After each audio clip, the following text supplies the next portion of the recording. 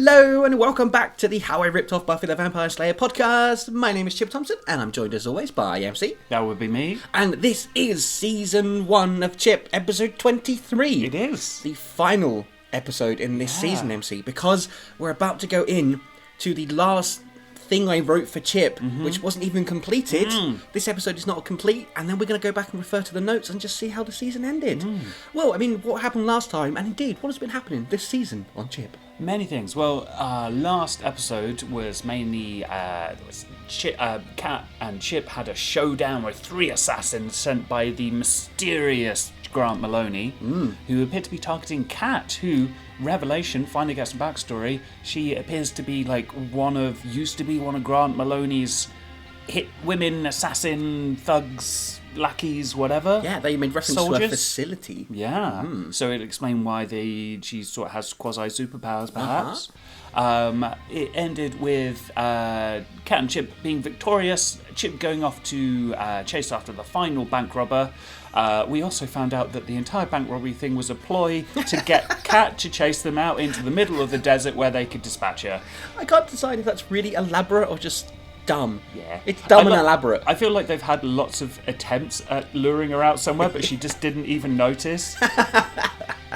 But anyway, Kat's hid behind a rock. Yeah, expertly from the ninja. To face the oncoming hordes of additional facility. There was 4. Evil. Yeah, okay.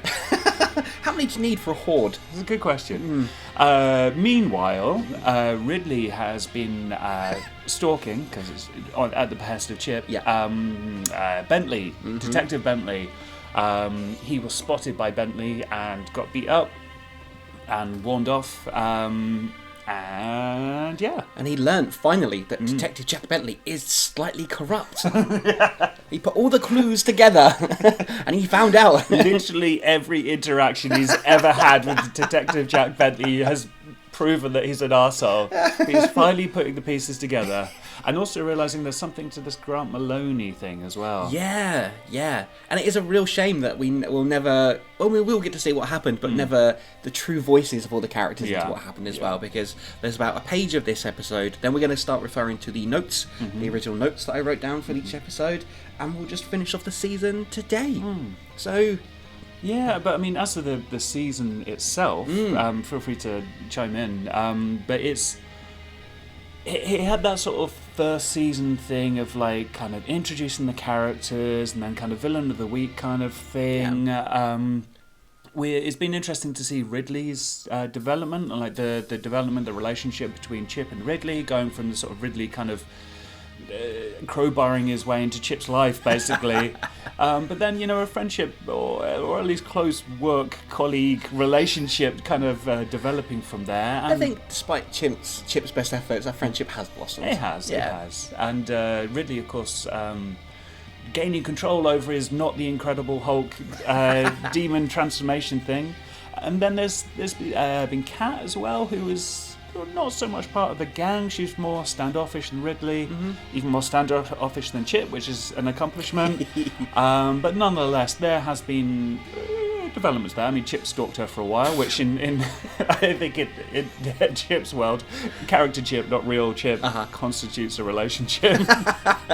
Well, I mean, they slept together in the first episode. They did. And she's remained a mystery up until last week. Yeah. So it was kind of interesting that they kind of just accepted her as this sort of slightly standoffish, superpowered person. But that's kind of been woven into the main arc now. Because like you said, the format was definitely there of like, introduce this new place, introduce the new characters, the new way Chip is operating. Sure. And then it kind of developed quite well, bringing in Bentley as a character as well. Yeah. Like, I mean, you can easily look at this piece of writing and say, that is fucking awful. Yeah. But structurally, there's a structure there. There's the flow. I definitely tried to weave that in. And I think, considering how much of a terrible writer I was, that's an accomplishment, I think. No, for sure. Well done, Teenage Chip. Yeah, well done. For once. Not just because we're nostalgic, because we're ending the podcast, but there you go. You can have one compliment. All right, MC. Well, let's get into it. This is episode 23, Hunted, and then the rest of season 1 of Chip. I get excited, sorry. Okay, here we go. Previously on Chip, I want to help people. Kat looked down at her feet. Then how do you mean, Cat? Because I never know what the hell you're thinking. I mean, like... Cat said, still standing. I've seen what you do. Kill things. I used to do that for fun, but you, it's almost your life.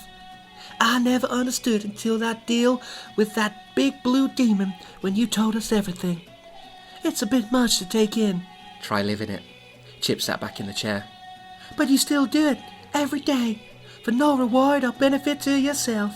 You fought with friends, killed people, and been to all these weird and strange places. I guess I feel I can relate. The ninja stepped out of the shadows and leant across the detective's desk. I need information, Chip said menacingly. About a man named Grant Maloney. Bentley kicked Ridley one last time for good measure. Yet, unbeknown to the detective, this had little impact on the mutated side of Ridley's body. He waited for Bentley to leave the alley before standing. He sniffed the air for a few seconds. What are you afraid of, Bentley? Ridley said in a much gruffer than usual voice. Ridley's mutated side had given him aspects of the demon that had poisoned him. He was able to sense certain things. Being able to detect fear was one of them.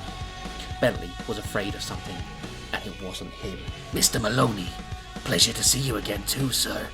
Bentley spoke politely. Holy shit! Ridley started to say before covering his dropped jaw with his hand. Kat had never owned a bank card before, nor ever had a bank account. Come to think of it, she'd never really had any money she could call her own. Yet, she knew the PIN number to this bank card, despite the fact her name wasn't on it. Something flashed in her mind like an old memory trying to break through, but she shook her hide, wiping the thought from her mind. You had a bank card? What's so strange about that? And stop looking at me that way. It's just... Chip looked away, realising he was still staring. You're an enigma, Cat. You really are. We know nothing about you, where you come from, what you do. Maybe I just don't feel like sharing and opening up like some people. I ain't the sort to bore folk with my life story. There was more than a little anger in Kat's voice. My Chip, Rodney said. You're quite excitable, aren't you? So, you work for Grant Maloney? He asked. No, we do no work for him. We serve him, Rodney replied. He's not a vengeful man, Chip. At heart, he's a businessman who only wants one thing. And what would that be? Power! Lai spoke for the first time. You are misled, Chip, my friend. Mr. Maloney, he doesn't seek power. He is power. And we are not henchmen, as you put it. We are assassins. Ain't that something, Cat? Shut up! You're well trained, girl, but you should have completed your training. You should have stayed at the facility. Shut up! Cat cried out. He liked you, you know that. He waited for your return. He's still waiting now. Chip looked to see Rodney sitting inside the green Mini, tearing away, throwing up a cloud of dust. The ninja quickly raced to the red convertible he had travelled in and fired up the engine. Cat, come on! He yelled out to his friend. When she didn't come, he turned to see. She was knelt down on the floor, looking at the blood on her hands, and then at the bodies. Cat? Chip asked again. Just go! Stop him! She replied meekly. From her position behind a large rock close to the mountains, Cat watched Chip drive away. She came out of her hiding place and picked up the staff that had been dropped by the now dead Lai. Cat walked back to the rock and a little further until she came to a small cliff edge that had about a 10-foot drop. Off in the distance, she could see 4 men running towards her, all carrying very distinct weapon again. Let them come, she said to herself, bringing the staff up and adopting the attack position. And come they did. We begin, MC. 7 months previous. Ooh. Can I get another one, babe? The suave young man in the very expensive suit. There we go. But how many months' salary is it, and how does it compare to the cost of wallpaper? What was this fascination they had with suits? Was it just a very easy way to describe people? I think it's a way to describe somebody as being rich. Yeah, and their status, I guess, as well. Yeah. The suave young man in the very expensive suit was sitting in a very exclusive club in New York known as The Bird. He smiled at the barmaid as she walked slowly over to him and smiled also. They'd been exchanging smiles all night and the occasional flirty glance. He knew that he was about to score tonight, no doubt about it. She was a sexy mama. You put an exclamation mark in there. I guess it's from his perspective. It's what he is thinking. Yeah, but it's still in the body of the text, which is a bit sure weird. is. Long brown hair, a figure to die for, and she knew how to move it. Yeah, she's mastered the ability of walking. Every moment she made while serving drinks was like a mating call of a wild animal. She just serves a drink and she's just like... I feel like this is the most 70s thing that you've written. Maybe it meant like 7 decades previous or something rather than 7 months. Every moment she made while serving drinks was like the mating call of a wild animal. He was hoping she'd be exactly the same in bed later that evening. Same again? Kat asked, leaning over the bar so her face was close to his. Hey, who would have thought that I was describing the body and the sexuality of a woman and it would turn out to be Kat? You know it. And while you're at it, get one for yourself. He laid a $50 bill down on the bar. Kat poured the drinks and gave the man his change. She clinked her glass with his and they drank together, not moving their gazes away from one another. It's not really difficult to drink when you're looking at someone, like... I felt like that'd be weird. That'd put me off me, Jim. She's a wild animal, so she's probably like licking it from the glass like a cat. Just like a sexy mama would. Thanks for the drink, Kat said. You're welcome. Would you like another? No, I'm fine. Besides, I don't want my boss to catch me. Tell you off, would he? Probably. Then I'd have to slap him, and I wouldn't have a job no more. I wouldn't worry. I could console you. The man moved his face closer to Kat's. Now there's enough. An individual who had just entered the bar caught Kat's attention. He wore a long black coat over a dark blue hoodie, black trousers and boots, and appeared to be looking for someone as he scanned the area of the bird. He stepped over to the bar. Kat continued to watch as he made his way over to the bar.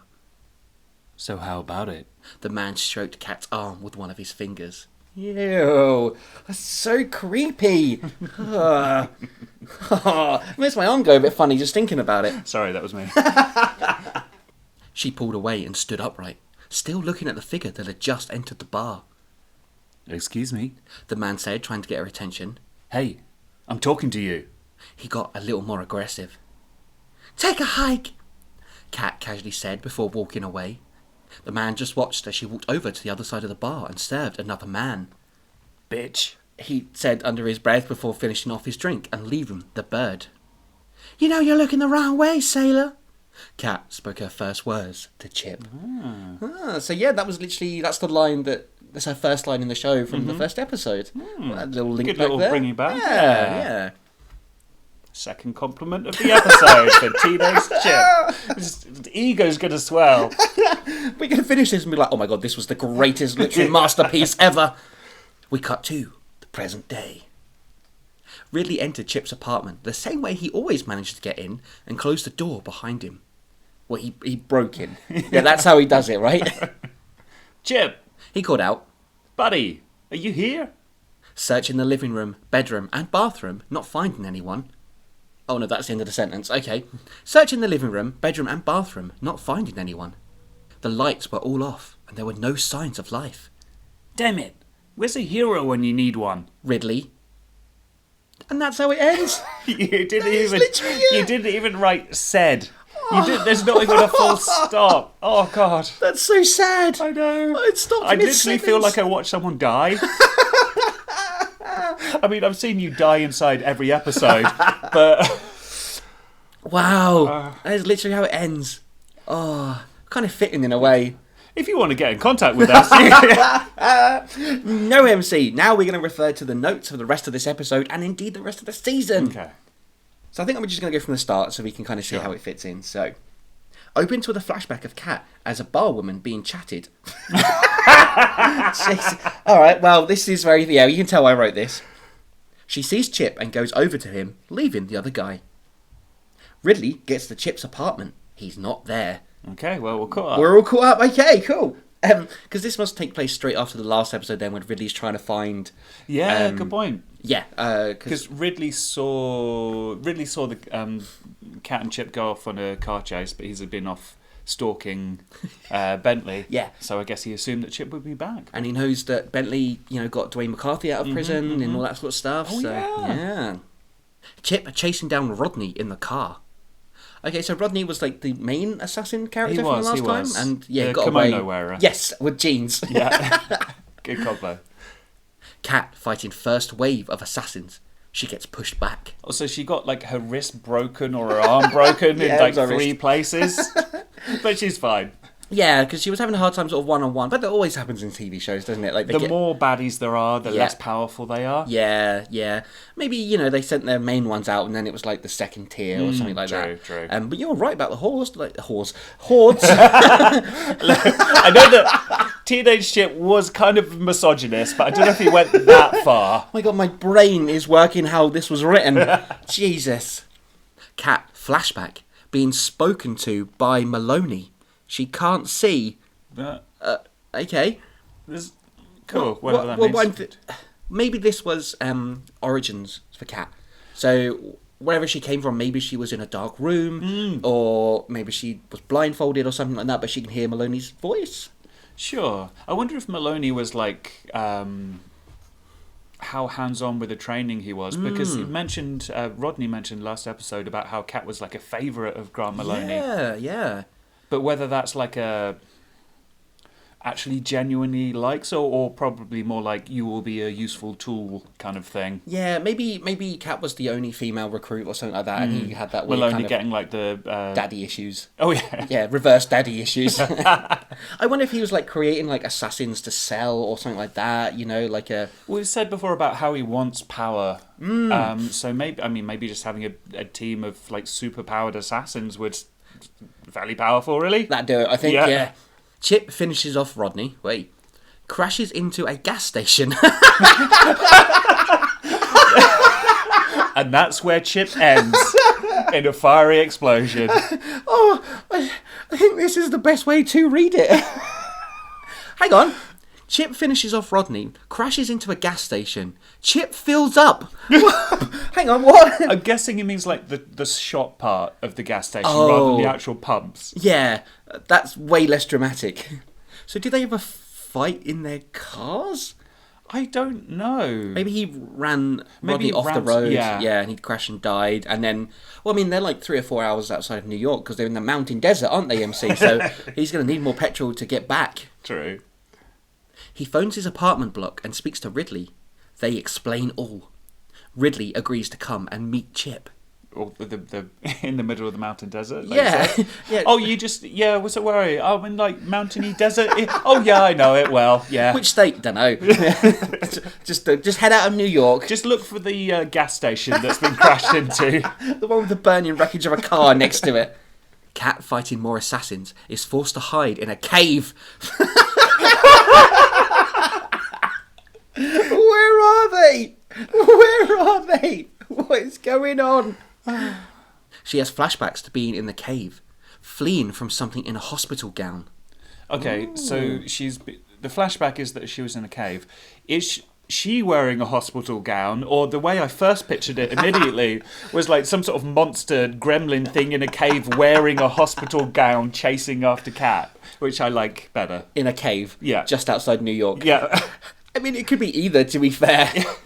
I do think it's her in the hospital gown, and she's fleeing from some sort of experimentation or something. I'm kind of having images of Deadpool, like in the movie version of Deadpool. Sure. Ridley suddenly appears next to Chip. Shino-kan? Drink. Owed a favour from a transporting demon and has one left. Convenient. I feel like there's been a million times, opportunities that would be much better for an instantaneous transportation than they're in the mountain desert. That's like 3 hours and 20 minutes away from central New York. Oh, brilliant. Like, even if they just said he got a car and drove and met them, it would have made more sense. Maybe it's a timeline thing. Yeah, I guess so. They need to go meet up with Kat again. But still, It is dumb. just have Kat go sleep in the cave or something. Or hide for several hours if they're chasing her. behind a rock. Yeah, it worked last time. They drive back to where Kat was and follow the dead bodies, fighting some assassins. Wow, Maloney's got a lot of assassins. It has. Yeah. Big facility. Flashback to Kat waking up in her apartment for the first time, looking around. She finds a business card and money. Does she find a bank card? No, that's only when they want to get her to the desert mountains. That's when she goes into a bank. Of course, that makes sense.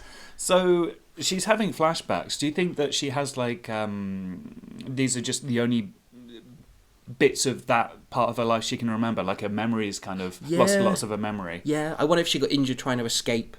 Or is it she's in a hospital gown? Is that because she got injured or because they were doing weird experiments on her? I think probably weird experiments to make her powerful, and then maybe she tried to escape. You know, maybe she got away and they just like repressed the memories or something like that. Or It was the side effect of the weird experiments. Could be the weird experiments. Chip and Ridley find Cat in the cave, delirious. Okay. So they've just conveniently found the cave. I guess they were following a trail of dead bodies. Yeah, makes sense. In the desert. Yeah. You know, that's fine. So she's delirious right now, so I guess maybe she's having some sort of episode because the memories are coming in a bit stronger. Yeah, and like she's injured. She's face to face with Rodney. Yeah. Who's like a figure from her past. Yep. And he brought up Maloney, and she's been very... Like, she won't even talk about Maloney. No. And she's speaking in riddles, which is the next line. So she's like, what has 2 legs at dawn, 3 legs at noon? I like to think she stood at the entrance to the cave and was like, oh, if you'd like to pass, you must answer 3 riddles. And then the next line is crossed out, so I guess I changed my mind on this happening. Yeah. But it says, more assassins show up, saying their orders were changed. Okay, so maybe that didn't work for the plot that I was going for. Maybe I was a bit like, this is a ridiculous amount of assassins. 75 of them are dead already. Cat says, how did I know, ETC? How did I know to find the cave? Or how did I know... or is this just like to say that she's babbling, or... Maybe it will become clear later. Yeah, I feel like this would have been hints to what was happening. Yeah. Flashback of Cat fighting a demon. Knows how to kill it. Ah, here we go. So maybe she was like implanted with the knowledge of how to kill demons, or taught how to kill demons in the facility. Yeah. And she's like suppressed the whole experience, and then when she was fighting a demon later, like kind of kicked in like a muscle memory sort of thing. Yeah, or she something. remembers. Now she's all freaking out. Like, how did I know how to do that? This is, I think we said it before, she's like a sleeper agent or something like that, because this is a trope of many films, isn't it? It's like, ordinary person, blah, blah, blah. Oh, no, they know how to fight and kill things suddenly, but they don't know how. It's all mysterious. I bet you can name a dozen films like that, MC. There's sleeper agent, sleepy agent, dozing agent, napping agent 2. Oh, I bet some of those are real. Kat says she knows again, and knocks Ridley and Chip down, escaping in the car. Ridley teleports he and Chip back to his apartment. Chip says they have to find her. Was there another teleportation demon in the desert, in the cave, in the mountain? Well, who happened to owe Ridley a favour? It did say in the notes earlier that Ridley was owed one more favour, crucially. Oh, okay. Had to put that in so it would make sense for them just to be able to get back straight away. True. But I mean, they've got a car as well. Couldn't they just drive back? I don't know if Kat took it, though.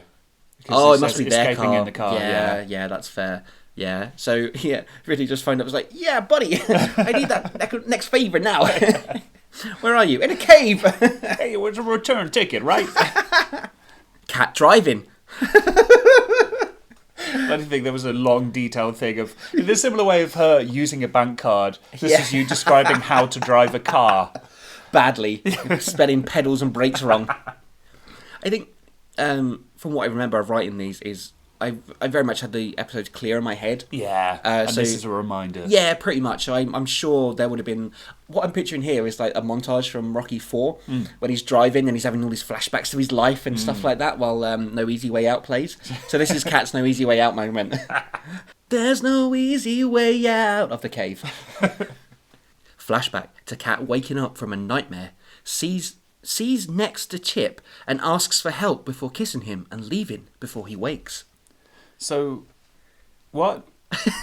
Is this from when they slept together? Yes. Oh, okay. Yeah. So, I wonder if this is hinting towards Cat maybe recognising Chip's power and maybe cozying up to him in a way for protection, or... Because at the start of the episode, there was, like, she was into another dude and then shut him down when she saw Chip. So yeah, maybe. Because we kind of had her sort of, sleeping with different guys and stuff like that, and we thought it was just me being sexist, and it was. But also, because obviously Chip was very judgy about it. Yeah. But I wonder if she's kind of doing that as a sort of, she doesn't want to be alone, she's afraid. Yeah. Maybe she doesn't quite know why. Yeah. And maybe she's gone to Chip for help, but Can't ask for it. Can't do it. Yeah.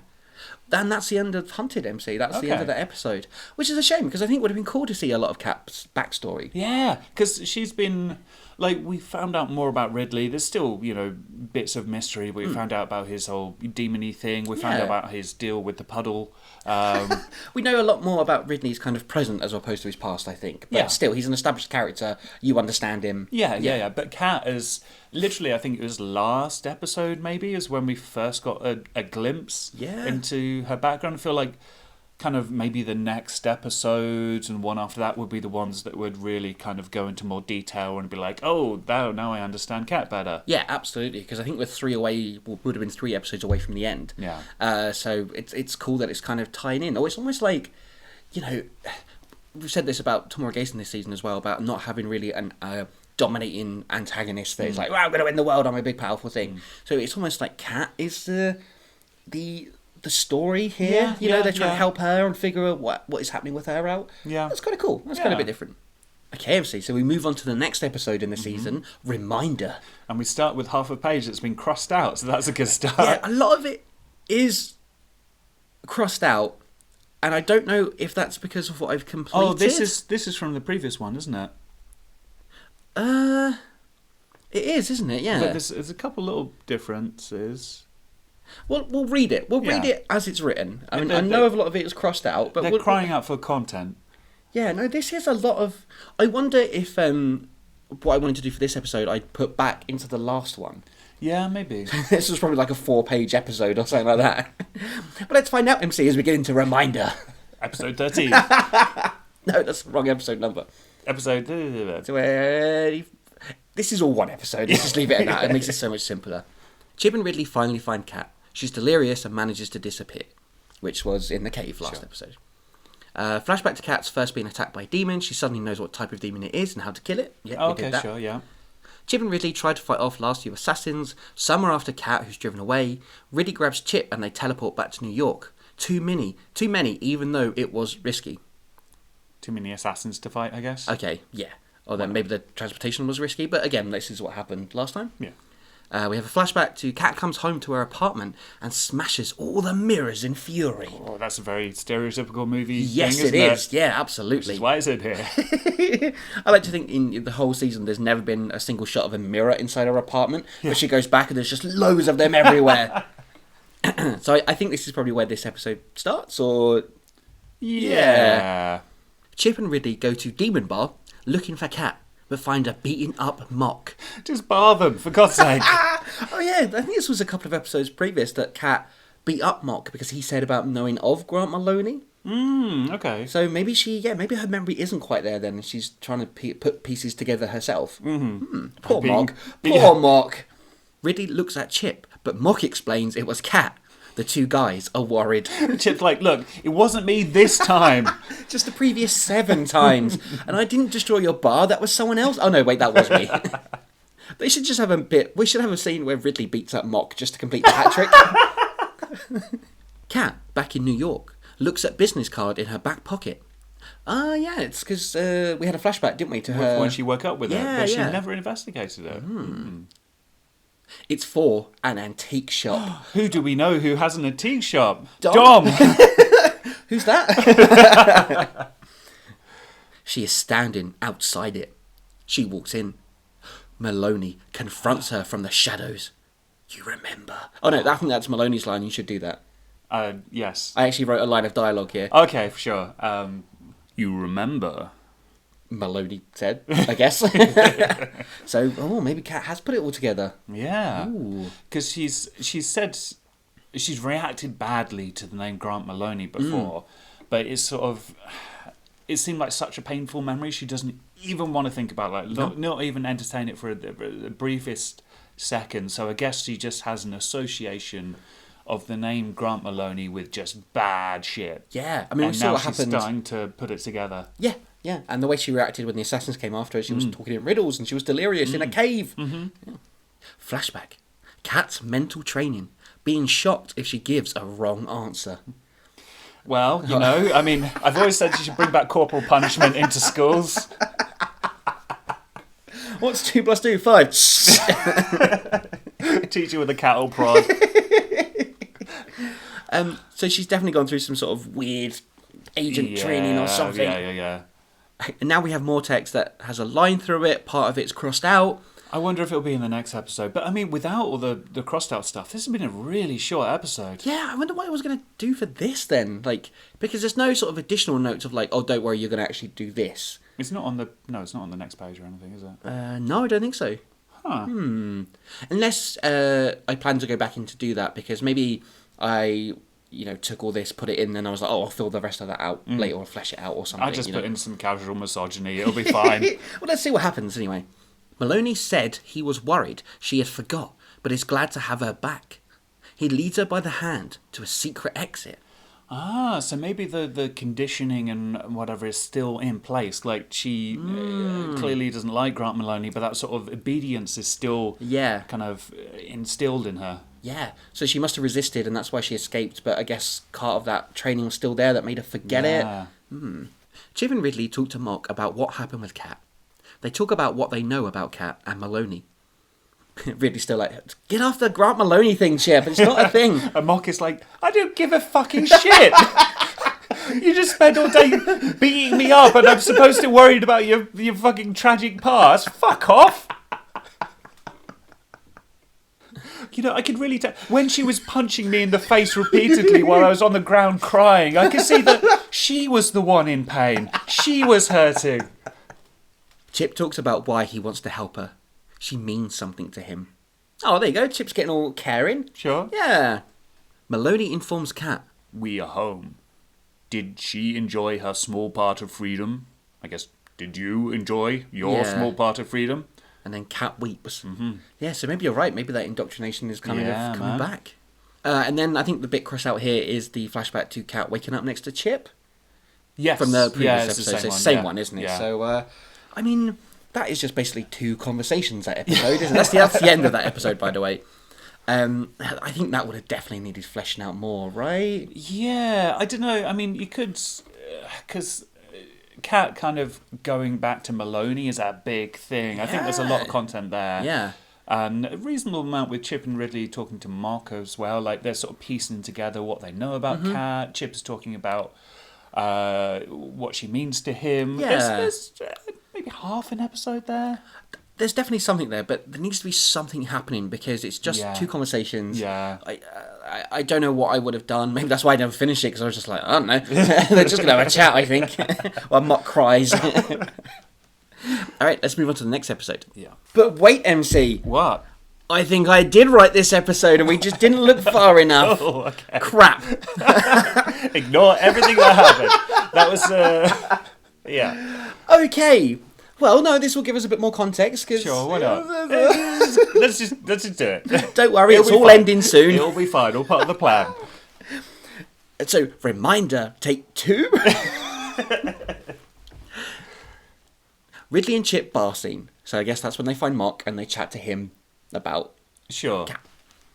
Kat enters the bird and threatens Manny. Good times. Oh, Manny! Blimey, wow. the sleazy barman. Maybe Manny's involved in it. Oh. He did say something about knowing Kat's past or something, didn't he? Yeah, there was something, wasn't there? Yeah, so maybe Maloney is, like, I don't know, maybe forced her into a bar. Wasn't there something about Manny, like, selling out Kat for money? Yeah, because there was a price on her head, wasn't Yeah. there? Ah. Chip threatens Mock. Oh, no. There we go. What They can I won't do to fill out this episode? I know, let's have Chip threaten Mock again. That'll be great. Chip threatens Mock and the entire bar for info. He tears the place up before Mock informs him not one person would care if he died. That's just rude. That's certainly the case in the bar. I like to think that Chip is just really shocked and offended. Hey, I come in here every day. Do you know how tired I get after I beat you up? My knuckles hurt for days after. It makes sense though because it's a demon bar. Demons are evil, you know. Yeah. But just the fact, I just love the thought of Chip being offended after Mock says that. Just like, I thought we were friends. I mean, to be fair, he tried to kill his last bunch of friends, so that's best buds by Chip standards. Chip and Ridley go to the bookstore. Chip tries to break Robin. What? Why? He's just a normal bookshop owner. He doesn't know anything. There was something about how he felt uncomfortable taking money from Chip because he thought it was a bit weird, so he's going to spend it on a nice dinner for his wife. I think wasn't it literally that Robin knew the name Grant Maloney and knew he was up to something shady, but nothing specific? Not even that. He just knew the name and knew he owned an antique shop. So it was just like a local business knows a local business. And Chip was like, I will rip your fucking head off. Give me that money back. Cat goes into the demon bar. Oh, for fuck's sake. Mock tells her to get out. Finally. Some inhabitants follow her and attack. Cat kills them. Good times. She's still got a broken wrist at this point. Chip and Ridley enter Bite's apartment. Oh no! Yes! Oh, as if I didn't write the episode that Bites comes back into. Oh no! He invites them in for a beer. Oh. He tells them he's heard things about Maloney. Things he can't believe are true. Bites mentions a psychic who may be able to find Cat. Thank you, Bites. This is Bites who, like, Chip was like, you need to go on a vegan diet, mate, or I'm going to kill you. This is kind of cool in a way, though. Like, we have all these, like, you know, like, villains of the week or characters of the week or whatever like that. But now we're just kind of going back and retracing. And they've developed. Yeah. Is this the third compliment of the episode? What? You finally learned how to write. Right when you stopped writing it. That's what I learned. I was like, no more. I can't do this anymore. Cat in her apartment has flashback for being insolent after just being created torture. What? Cat in her apartment has flashback for being insolent after just being created torture. I don't know what that means. I mean, I guess that she was created and then Is that a comma? I don't know. Because after she's been insolent, just after she's been created, torture. So, yeah. That makes more sense, quasi. Yeah, as a sort of note to remind myself what's happening. Yeah, she gets tortured after she's being insolent, after she's been created. But created, I mean, I assume that was like, that her final training or her initial indoctrination or whatever. But maybe she is like a supernatural creature herself. Maybe she was created in a facility. All I was picturing was some sort of like Captain America super soldier serum. Sure. So maybe she's had that injected or something like that. That's kind of what I thought. And then she's a wise guy. And then they torture her. She smashes all of the mirrors in her place. Yeah, Again. Cool. Yeah. She bought more. Ridley and Chip reach Psychic's house. Ridley complains that Chip needs a car. Psychic knows Chip is a ninja. I mean, they're psychic. Yep. Says he can find Cat through her help and his strength. So the ninja strength to kind of boost the psychic signal? I thought it might meant that he has to beat people up in some way, but yeah, that Probably. makes sense. Sure. She sets up a way of Chip tapping into Cat's mind. Scene of a girl being tortured. Oh, wow. Chip describes it. Wait, there's a line here that says he starts to enjoy it. Is this a little flashback to evil Chip? Like, just showing he's still got that side of him? I don't know. But it's hurriedly crossed out, so I was like, oh, it's a bit much. I think... Well, what's this next bit? Psychic tries to get him to enjoy it. Maybe it's that the psychic is doing mind powers on him. Sorry, let me just finish this sentence.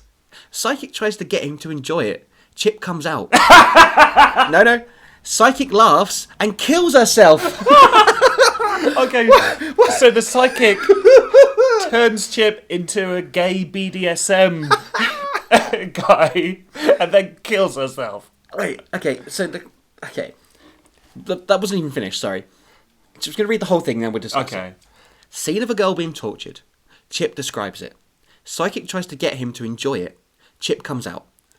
I guess of the psychic trance. Sure. Psychic laughs and kills herself before she can be questioned.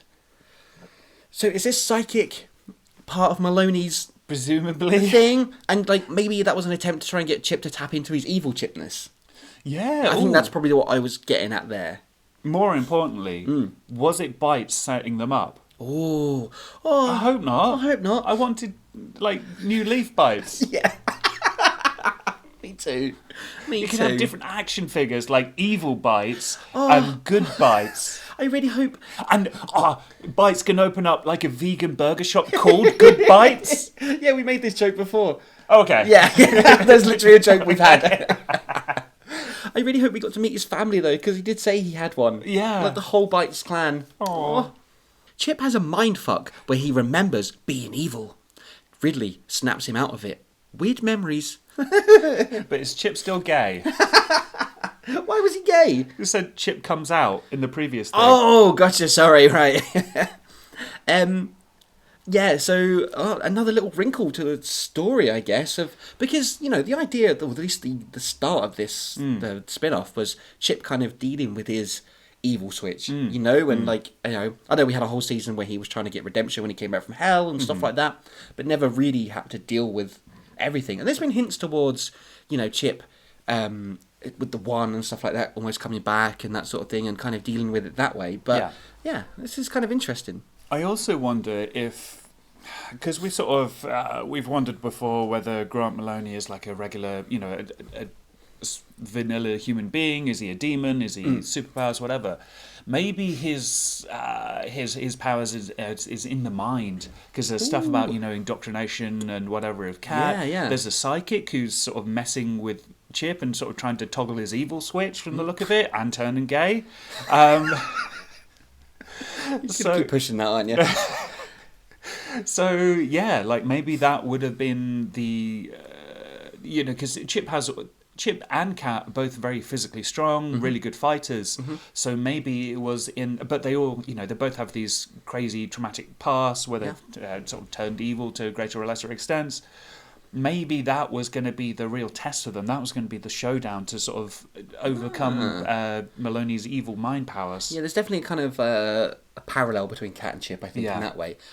Honestly, I really like that idea. But again, it's too good an idea to be what actually happens. Yeah, but and also I think I'm really playing Maloney up as just this like a Rupert Murdoch or something, or a Trump. He's this powerful evil guy who uses these sort of that's fair. Supernatural That's things. fair. Yeah. End scene with Cat at Maloney's shop. Okay, that's what we had last time. So that's definitely a more fleshed out episode there. Yeah, that works way better than what I had. If only we'd read ahead, we wouldn't have to waste your time with all the bullshit we had before. That was the first draft. This is the final, completed, highly polished draft. Been through a professional editor. Oh, God. Can you imagine if I sent this to a professional editor? I'd just fucking cry. So, the penultimate episode then, MC. Connection. And we start with the confusing arrow that runs all the way down. So I think it probably means something I've written further down is actually the start. Should we put that in then? Yeah, we'll start with that. Okay. Bentley investigating the death of the psychic. Ooh. Eyewitnesses say 2 men were there earlier. Matches robbery. 1 matches robbery. Oh, because didn't Bentley have like Chip's fingerprint or something like that from the robbery?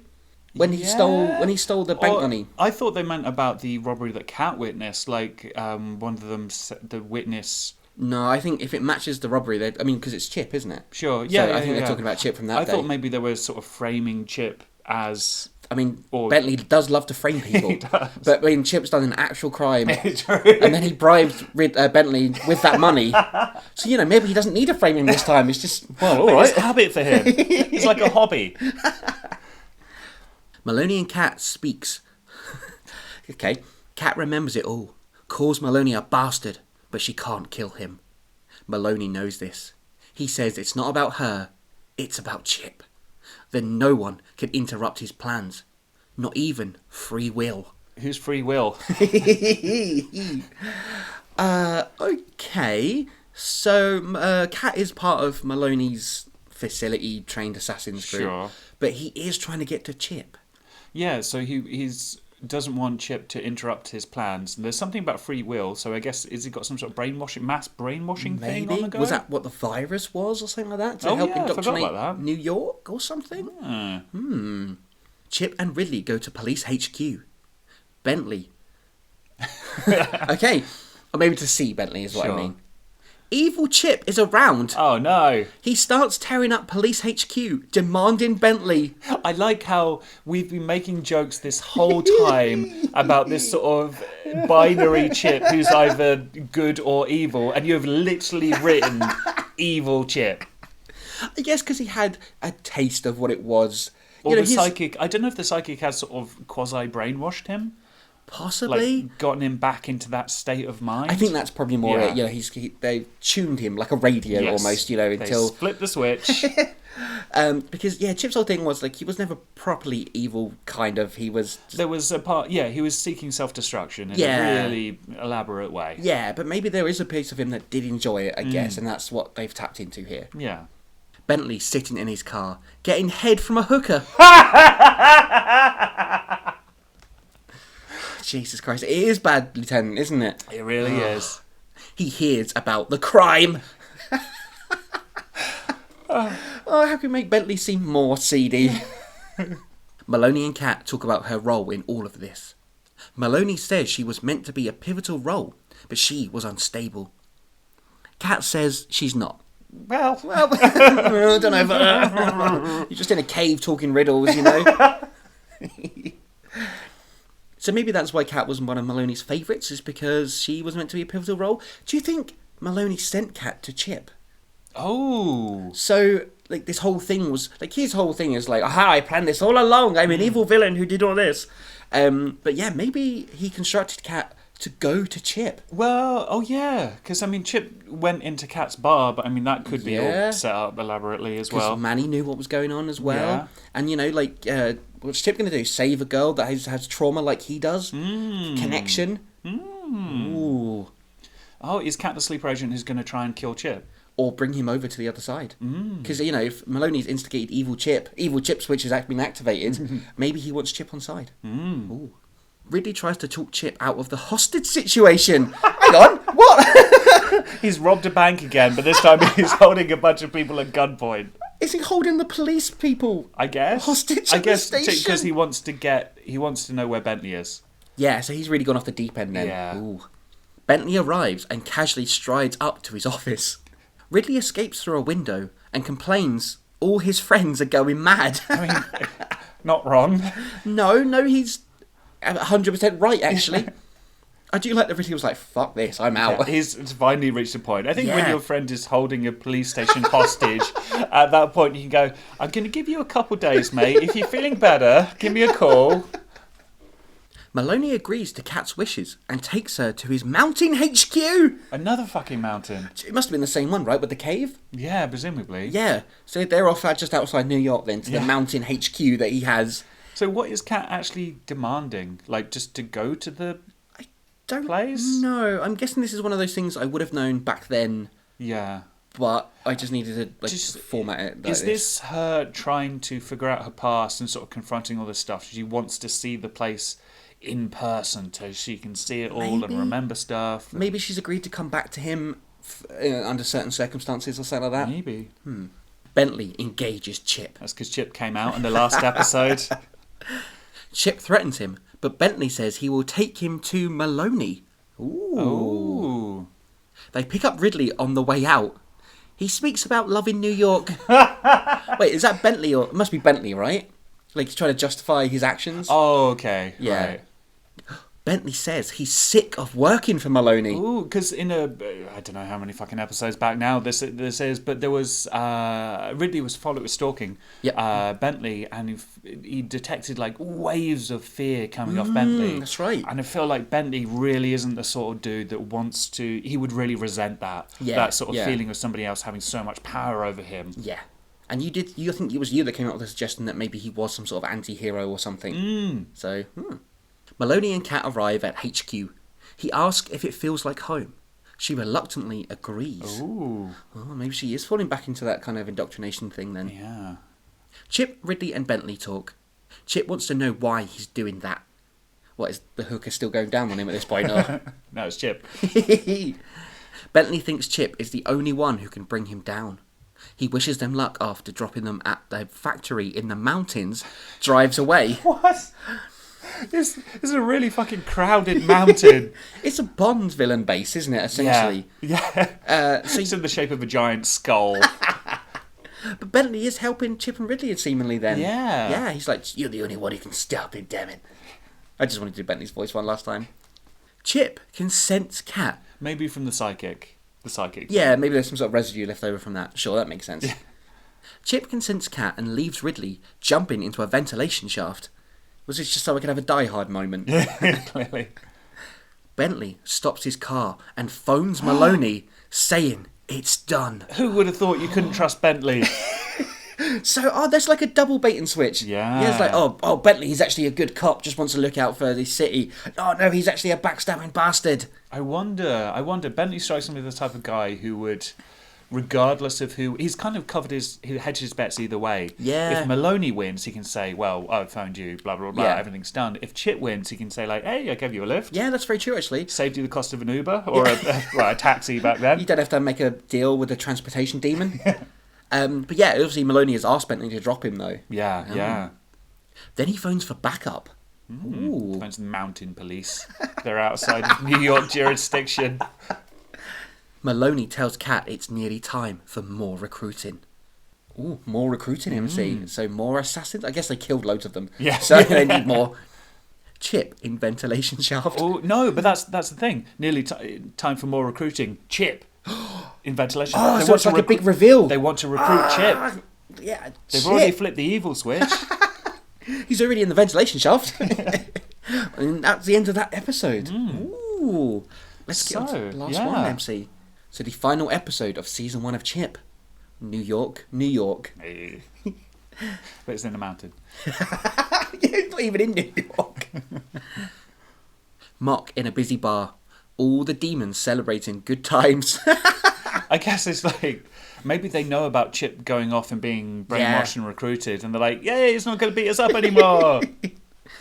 Bentley counting the bullets in his gun and loading it as he waits for backup. Because he's got a whole, what, is it a 44 Magnum that he's got or something like that? So, Cat and Maloney talking. Yeah, a lot of that. Yeah. Chip crawling through the vent, flips out. Wait, as in a sort of he's getting angry, or is he like jumps out of the vent? I don't know. Okay, cool. He thinks about being a loner warrior. Is he just in a like, I'm so cool, a lone wolf? Ridley falls out of the vent.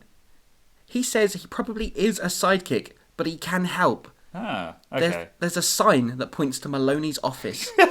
Convenient. Hang on. So I think what you're saying is that Chip is going through a vent. He's in this whole like, lone warrior mindset. Is like, it's just me, and then Ridley's like, "Ha! I will help. I'm the faithful sidekick." That's actually quite nice. Yeah. Probably going to help evil Chip there a bit as well, because he felt alone for a long time. Yeah, maybe Ridley is the thing that will stop Chip turning evil. Oh. He just flips the switch back.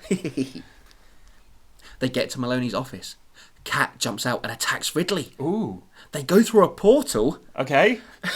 Maloney and Chip meet for the first time. Ah. Oh, shit. So Cat has been the sleeper agent thing has kicked in. I guess so. Yeah. Ridley and Cat back in the factory. He tries to reason, but Cat attacks. Ridley has had enough, mutates, and comes back. So it's interesting that the two sidekicks are fighting, I guess. Yeah, basically. They haven't had a fight yet, right? It's always been like Cat and Chip or Ridley and Chip. Yeah. So this is the first time Cat goes one-on-one with Ridley. All those people that have been going like, who would win in a fight between Cat and Ridley? I guess we're about to find out. Maloney and Chip talk. They introduce themselves. Hi, I'm Chip. Nice to meet you. Oh, you're Grandma. I've heard so much about you. Is that antique shop? Really nice, really nice. My friends didn't believe you existed, but I knew. Maloney explains Cat is his. He created her. Ooh. I wonder if this is going to be... is she like a clone sort of thing or something? Or like literally born out of a tube? Fight between Ridley and Cat. Yeah, cool. Maloney explains everything he's done. Maloney explains everything about Amy and a cure. Oh, because he cursed the amulet. Yeah. Ooh. So there is a crossover to the other one. Yeah. And he also explains everything he's done and... Controls, yeah. Contels, it looks like. But he can't conquer the supernatural world. He needs a ninja. someone who knows that world and who can control it. So he does want Chip. It's like he is like a Trump figure who like owns so much of the human world, but now he wants to branch out. Yeah. He's a power hungry butt munch. That would be a Chip line, wouldn't it? He knows Chip was evil, that he enjoyed it, and then he nearly destroyed the world. He says the real thing about Cat. Chip declines. What? What was the real thing about Cat? God damn it, teenage Chip! Why were your notes not made detailed? I want to know what it was. Secretly, she's a robot. Are we not actually going to find out? Oh my god! Are we not actually going to know? Oh, I really hope that isn't the case. I hope. Because I obviously never intended anyone to see this. This was just for me and writing. You're just being enigmatic. You're being a dick to your future. This is revenge. This is somehow teenage you knew that future you would insult him incessantly for years and say he was a shit writer. And teenage Chip was like, right, you fucking prick, future me. I'm going to end this series partway through a sentence. You'll never find out what the real thing about Cat was. And it'll be so fucking stupid you'll never be able to guess. No, teenage Chip, I complimented you like 3 times. It's too late. You've been mean for too long. This is the real cliffhanger. Fuck the story, this is it. The real battle's between me and my teenage self all along. So Chip declines as well, so I guess he's like, no, I'm not going to be an evil ninja for you and conquer the supernatural world. Yeah, I guess Maloney misread him, right? Like he sort of, Maybe this is like Chip's hero moment where he's like, no, I'm not evil. Sure, la la la. sure. Cat beats Ridley. Ooh. Who had Cat? She doesn't kill him. They have a moment. And way that it's in quotes, it sounds like they have sex. They have a moment, and she explains she was buying time. She looks up at the camera. Oh. Explains she was created. Okay. Ah. Oh, okay, so... Oh, so this must be a part of her plan then. Maybe she's just playing along with Maloney for now. Sure. Yeah. I guess, I mean, the best way to foil his plan is to take away all of Chip's allies and then beat each other up. I assume there's more going on. Yeah, she's buying time for something, I guess. Yeah, why not? Whatever the real thing about her is. Chip explains he never enjoyed being evil. It suffocated him. He's good now. Yes! He's done his redemption. You know it's a redemption when they say that they're good. It doesn't matter about anything else. Maloney is angry and sees Cat stopping the fight on the monitor. He pushes a button and says a good businessman always has a backup plan. A great one has 2. Ooh. That is, again, such a teenage Chip line of like, oh, I always got a backup plan, but a great one has 2. Tap, tap, tap, tap, tap. Assassins attacked Ridley and Cat. A huge robot cyborg attacks Chip. It's turned into the fucking X-Men all of a sudden. I actually do remember this. Yeah. You're ripping off Buffy, aren't you? Because there was a... Well, maybe, but I think what I remember about this, I think the idea was that the robot cyborg thing had been like programmed to be a ninja as well. Okay. So it was like a robot ninja, basically. Still dumb. Yeah, but semi-cool as well. Yeah. Yeah, but really stupid. Really fitting for this. Just so tacky. It throws him through glass and into the warehouse. Maloney follows them. 2 fights! You're just so excited. So excited at the thought of this. So I guess it's, Cat and Ridley teaming up to fight the assassins while Chip battles the robot cyborg ninja. Sure. Chip, in the end, rips the head off the cyborg and grabs Maloney, taking him to the factory, forcing him to call off all the assassins. And get cure for Amy, it says in very small letters there as well. That's an afterthought. Yeah. Oh, yeah, sure, whatever. Okay, so Chip going one-on-one with a cyborg robot ninja is kind of cool. Mm-hmm. And he finally wins the day. Yeah. And he's called off all the assassins. And he's got the cure. So, yeah, he's won. And it's interesting as well, like, it goes back to what you said before about Maloney being, like, just... he is about... not intrinsic power, but wielding power, I guess. Like, Chip just grabs him, and there isn't a fight or anything. Yeah. He's the 1%. Yeah, he's just a regular dude, but with all this power that he wields, but he himself isn't, like, he doesn't reveal, like, aha, secretly I'm also have superpowers or whatever. And I kind of like the idea that he wants to rule the supernatural world. That's kind of cool and a bit different, you know. Yeah. I think it's kind of a shame that all this has just been revealed and like, a cat was created. I want to rule the supernatural world, and I wanted you all along, Chip. Here's a robot ninja. I feel like maybe we could have fed some of that in, but then first season you're kind of building up the show and stuff like that as well. I guess. Yeah. It might have been a bit rubbish if you just saw Maloney what he was doing all the time. I mean, you could have teased like the cyborg robot thing as Yeah. like the big physical threat villain. I guess there's an argument for both ways, isn't there? It's like, oh my god, like this is a season finale and a half, isn't it? Yeah. Chip says he won't kill Maloney. There's a line, and he doesn't cross it anymore. Nah, just kill him. Yeah, basically. Kill him. I'm sure if we'll let him off, he won't do it again. Oh, hang on. Cat snaps his neck, Hey. saying the line is still blurry for her. That's kind of cool. Yeah. That is kind of cool. Cat explains she was playing Maloney all along, but wasn't sure which way Chip would go. Ooh. That's quite interesting because you kind of think it's going to be the other way round in a way. Like, we're not sure which way Cat is going to go. Yeah. But yeah. So I guess that's why she got Ridley out of there. Yeah. It's because in case Chip went evil, then they could, save the day their own ways or stuff like that. Ah. Well, that makes sense. Well done, Yeah. Teenage Chip. Still don't know what the real thing about Cat is. Nope, but wait, there's more, MC. There's more. Oh my god. Chip explains Cat wasn't created. Gang come together. I thought they said bong. That's how they celebrate. Yeah.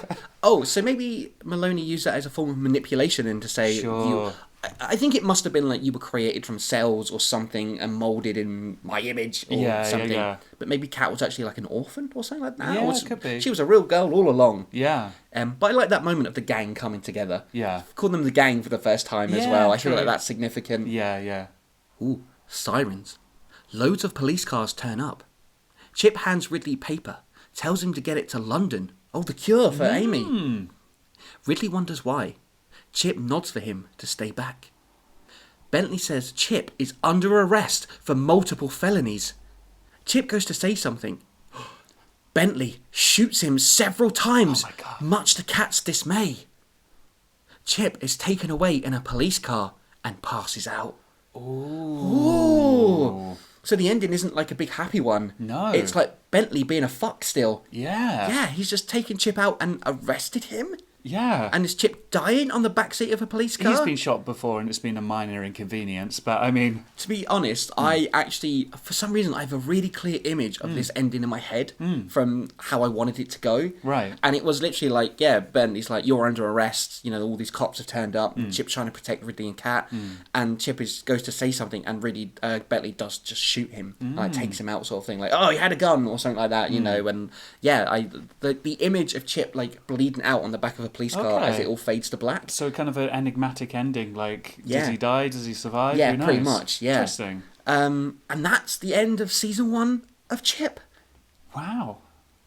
Well, MC, what did we make of that episode? It was a lot. Season? I mean, we've got like 4 or 5 episodes in one in one thing, so there's a lot to go on. There's a lot to go through. That's the thing. It's like I feel like a lot has happened from Well, it where we has. kind of left with the writing. Yeah. To where we kind of ended up. It feels like a full like half of a series. Yeah, I definitely ramped a lot, and it kind of makes sense because we were saying, you know, the early part of this season is definitely establishing the characters Yeah, and the new yeah, city yeah. and stuff like that, and now they're all established. It's like, here's all this fucking stuff that happened. I guess, I mean, the stuff that happened wouldn't be so weighty if it wasn't for all the, you know, Yeah. getting to know the characters and all the build-up and everything. And it might be easy to say because obviously I didn't write these, so we couldn't see how terrible I would have actually written it. Yeah. But I quite like some of the ideas in this Yeah, and for sure. some of the stuff that's played out. Yeah, like, in a way, like, we've had Ridley's kind of... All 3 of them have struggled with their dark side and Yeah. had this sort of power thrust on them and Yeah. that kind of thing. We've already seen the first half of the series was kind of Ridley, you know, coming to terms with his demon side, Yeah. yada, yada, yada. We Yeah. weren't sure which way he was going to go. And for a while, for a few episodes anyway, Kat's been the most unstable of the group, which is saying something. And, you know, she finally meets up with Grant Maloney. He seems to have this power over her, this intrinsic, deep down power. But she is the one that was sort of the never doubted, always on the side of good. Yeah.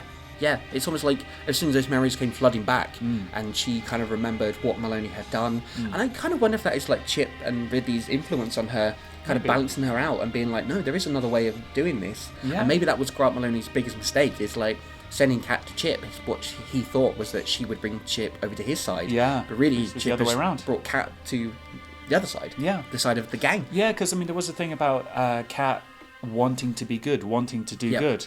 So yeah. So I guess she kind of deep down kind of knew she'd been bred to not be good and to be part of Maloney's insidious plans. And I guess maybe she was kind of created when Ridley found out about Chip and stuff like that. And part of me wonders if, because Maloney has this all-seeing power, that if he kind of manipulated Chip into coming to New York or anything like that. Maybe if he had and he's definitely, we kind of questioned about the armor of Fern and stuff like that, and he's definitely done that to have a hold over Chip, to say, look, well, if you don't join my side, I won't give you the cure for the baby. Yeah, because I mean, Chip almost heroically sacrificed himself to save the baby. Yeah, they're definitely linked in that way. I kind of enjoyed that. Yeah, it's a roller coaster ride, isn't it? I really hesitate to say it, and obviously it's like easier just going off the notes rather than my terrible sentences. Yeah. Maybe I would have described another nightclub or something. We said earlier, like, the structure is there. Like, there's a flow, there's a framework. It feels like I knew exactly how the season was going to pan out. Yeah. And it feels like I planned. It's coherent, isn't it? It is in a weird way, isn't it? Strangely. And I think that's definitely one thing I did and seem to have improved on, I think. Oh my god, compliment number 5. Is kind of knowing where the story was going to go. Yeah. And kind of working on those beats. And you could probably go through, re-listen to this season and maybe pick out bits like, oh, that's probably to do with that and that sort of thing. And then there was a fucking robot cyborg ninja, so... What else do you want? Best series ever! Obviously, the season has all those problematic things of Chip hating the homeless and me having a completely different mindset to what I have now, or not being as well educated in certain areas and understanding of certain people and that sort of thing. That's always going to be there, I think, in this. But as a kind of dumb story, fun roller coaster ride, if most shitty fan fiction, not that I've read a great deal, but like I feel like most sort of teenagers writing reams and reams of this self-insertion, Mary Sue, wish fulfillment, fantasy rip-off stuff, it would go all over the place, it would be like, he does this, he does that, he has this power, no, he doesn't have this power, it'd be really inconsistent. But like you said, like we both said, there is the structure to it. It does flow well, and I think even if much of it is ripped off from Buffy the Vampire Slayer or Angel, it's still, you did a really good job of that. Yeah, I structured the ripping off that I did really well. And I like a lot of the kind of switch and baits that are in, particularly the last episode as well, where you've got Maloney revealing, oh, it wasn't about Kat, it was about Chip. And Bentley being like, I'm helping you, or wait, I'm actually still in the pocket, I'm very much a bad guy. And then shooting him at the end. And Kat kind of playing Maloney as well, there was that. And I really like the idea that they all come together. Because, they start off Ridley as just this mysterious stranger. Well, he's Doyle, basically. He turns up in Chip's life. And then Kat as well. And they're always kind of fractured. And Ridley is kind of just hanging around Chip in a way. And you see the way they've all kind of bonded and come together. And Kat's realisation as well that she actually cares about these people, which I think is a new thing for her. Yeah, that's true. And then to have that kind of stripped away, you have this very brief coming together moment. And then a kind of a cliffhanger for the season. I guess that's the thing. Like, because you were going to do another season. Yes. Yeah, so if that was the end of Chip, I would assume that you were trying to do some sort of like, enigmatic ending, kind of going against conceptions and all that stuff. Yeah, but that's because it gets cancelled, right? Yeah, but still, they don't. It's pretty clear what happens, but they still end it on a sort of, oh fuck, what was that? Because I remember watching that for the first time and being the Angel and Buffy obsessive that I was, when I got the seasons through on VHS or DVD or wherever I had it on, I'd watch them all in one go, like over a weekend, just back to back, every single episode. Netflix binging before Netflix was a thing. I'm the originator. And I remember watching the last episode of Angel, and then like throwing myself over the disc pile and be like, there's got to be one more. There has to be one more disc. It can't end like this, But, you know, in years gone by, I've come to realise that, in a way, that was the perfect end for Angel and his arc. The thing is, though, with Angel, it's like a big dramatic ending, right? Yeah. Whereas this one is kind of a letdown in a way. It's like it's sort of... Well, it's not the end, though, is it? This isn't No, the true. end of the show. If it was, it would fall flat, I think. Yeah. It'd be like, oh, is that it? Yeah, I don't think there's been enough to kind of justify that just yet. But Yeah. it is a cliffhanger for the next season. Yeah. Oh boy, is there anything else we want to say about that? Because I feel like because we've done, I mean, the thing is like if I had written this, Yeah. some of these episodes would have been like 6-parters or something like Yeah, that because yeah. there's so much going on. Yeah. And that's probably why I was put off writing it and just stopped because I was like, I don't want to do all this work. God damn it! I just they'll read the notes in 20 years' time. It'll be fine. Well, MC, that is the end of season 1 of Chip. My God. So what's going to happen now is we'll do one more episode for Chip, and it will be just going through the notes we have for season 2, and they really aren't as comprehensive as this, which is saying a lot when one of the notes was, Jared Cat, the real thing about Cat. What is it? Don't know, not going to tell you. It's less coherent than that. It is just a stream of ideas and stuff like that, so we'll try and piece together what happened. Yeah. And then obviously we've got Tomorrow Jason to finish off as well. We'll do the same with the notes for season 2 about that, and then a similar episode to this where we go through the notes for the end of the season. And then finally we'll just have a little wrap-up episode, but I guess we'll get there for that. Yeah. Well, as ever, if you want to get in touch with us, did you know, for now, there are numerous ways in which you can get in touch.